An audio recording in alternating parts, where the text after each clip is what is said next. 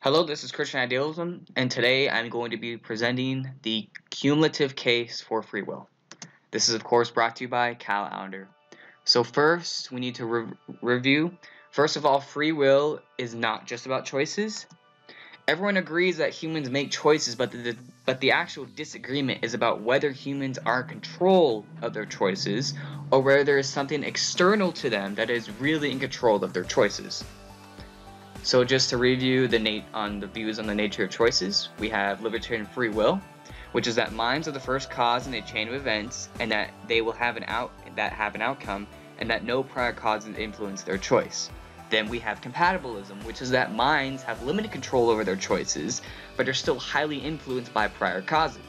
Then we have hard determinism, which is that minds have no control over their actions and are therefore completely determined by prior causes. So first of all, let's assess the prior probability of free will. Free will is intuitive to how we make choices.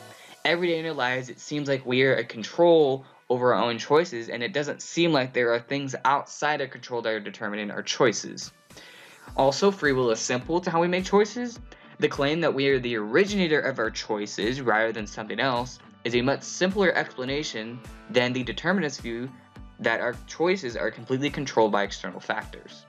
And so, given the prior probability, thus, given that free will is both intuitive and simple, then it has a higher prior probability over determinism, and therefore, determinism requires a higher burden of proof, since determinism has a lower prior probability.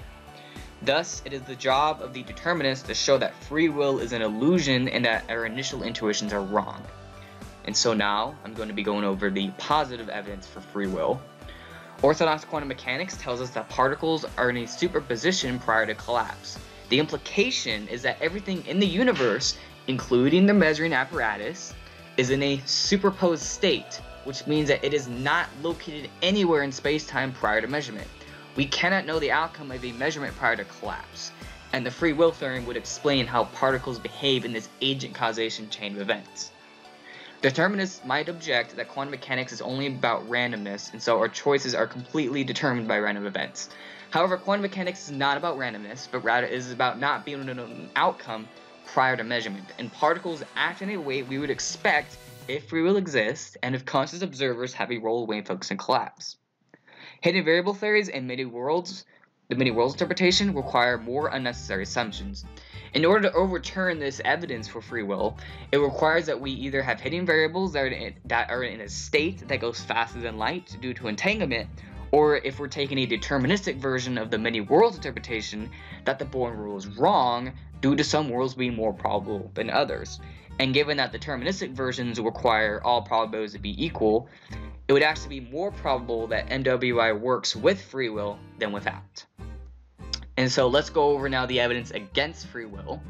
The strongest evidence against free will was discovered by Soon and his colleagues, since they found that the readiness potential, which is the brain activity before conscious choices, determines someone's specific choice, since the outcome of a decision can be encoded in brain activity up to 10 seconds before it enters awareness.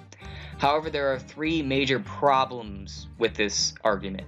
The first is that the readiness potential is present even when subjects are not making conscious choices, and therefore the readiness potential cannot be the cause of conscious decisions.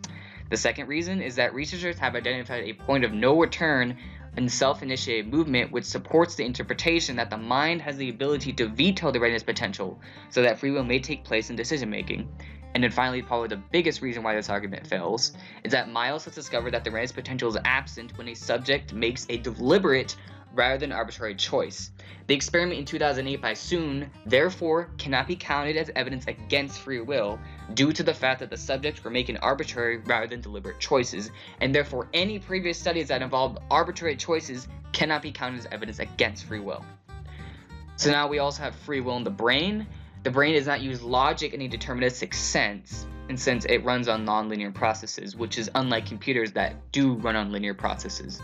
So while there is an autopilot to the brain, which is the readiness potential, there is evidence that it is absent during deliberate decision making, and therefore the intentional mind would take control and make free will decisions. And so there are many models of free will, but more research is needed in the field of neuroscience before we have a correct theory and model in explaining free will and how exactly it works in the brain. And so now let's just weigh the evidence.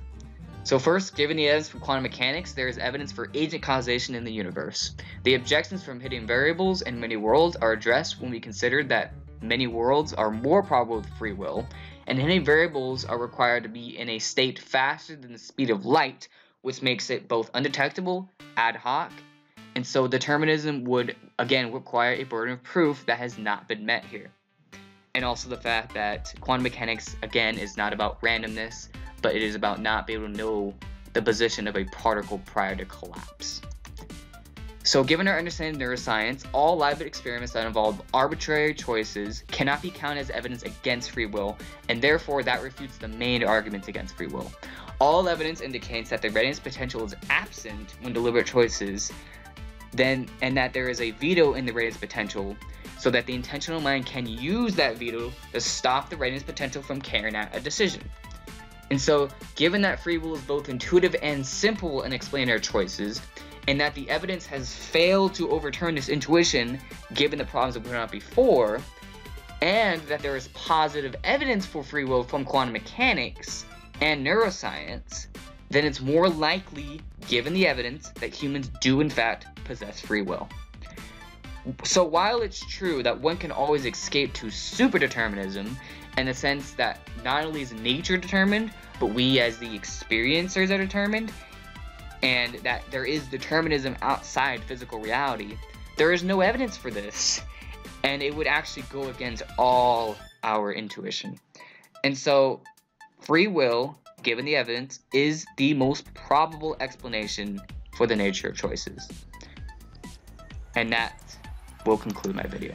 Thanks for watching. All sources are in the description, and have a nice day and make the right free will choices. Thank you.